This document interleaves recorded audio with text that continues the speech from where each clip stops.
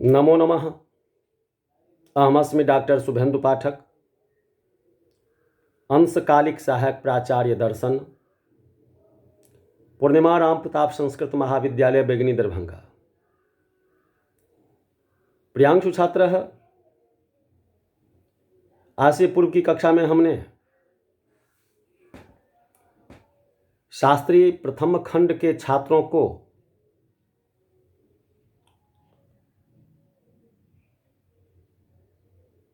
तेजसः लक्षणांतर्गत सूर्य तेज के संबंध में कहे हुए थे। आज फिर उसी के संदर्भ में हम चंद्रमा तेज के संबंध में कहने का प्रयास कर रहे हैं। तो प्रियांशु छात्र, चंद्रमा तेज।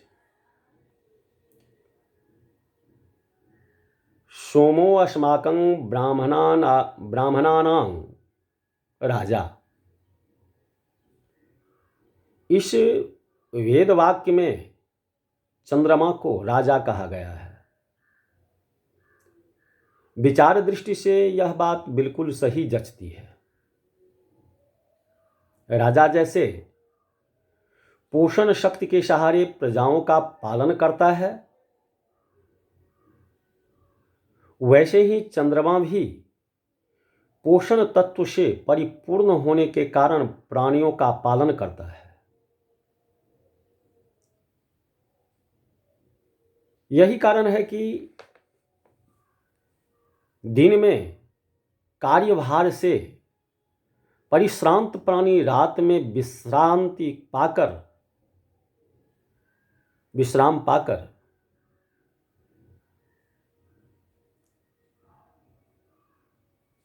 नवजीवन प्राप्त करते हैं। वैज्ञानिकों का कहना है कि चंद्रमा पृथ्वी की परिक्रमा करता है। इसी से कभी दृश्य और कभी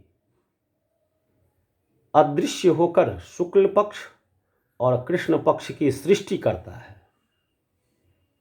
चंद्रमा भी तेज है।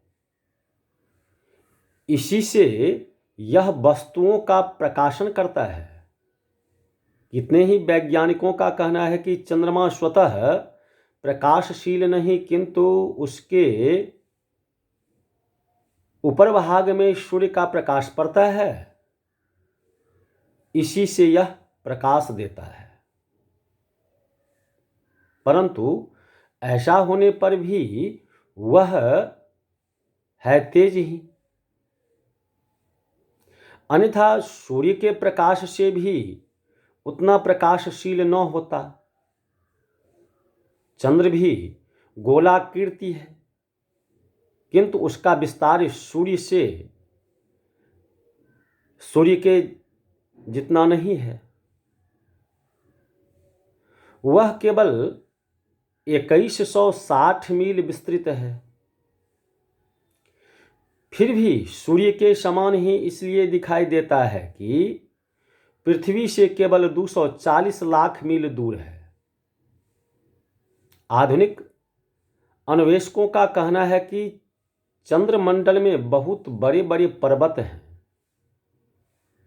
जिसके उन्नत श्रृंगों से सूर्य किरण के अवरुद्ध होने पर जो छाया पड़ती है, उसी से चंद्रमंडल में काले धब्बे दिखाई देते हैं।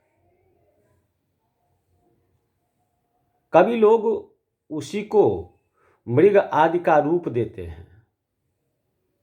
अन्वेषकों का यह भी कहना है कि चंद्रमंडल में बहुत गड्ढे हैं। इनका अनुमानिक कारण यह बताया जाता है कि जैसे पृथ्वी पर आग्नेय पर्वतों से अनवरत ज्वाला निकलती है और स्थान स्थान पर तत्प्रयुक्त गड्ढे हो रहे हैं, वैसे ही किसी काल में चंद्रमंडल स्थित गिरिशृंगों से भी आग्नेय ज्वाला निकलती थी और गड्ढे हो गए। वर्तमान काल में एक गर्त को एक गर्त तो अत्यंत विस्मय कारक है। उसकी गहराई 20,000 फुट और चौड़ाई 52 मील बताई जाती है। तो प्रियांशु छात्र है, आज की कक्षा में चंद्रमा तेज के संबंध में आप लोगों को बतलाए। अब पुनः आगे की कक्षा में हम आप लोगों को वायोः किं लक्षणम केच भेदाः के संबंध में कहने का प्रयास करेंगे। तो आज की कक्षा में बस इतना ही। इति।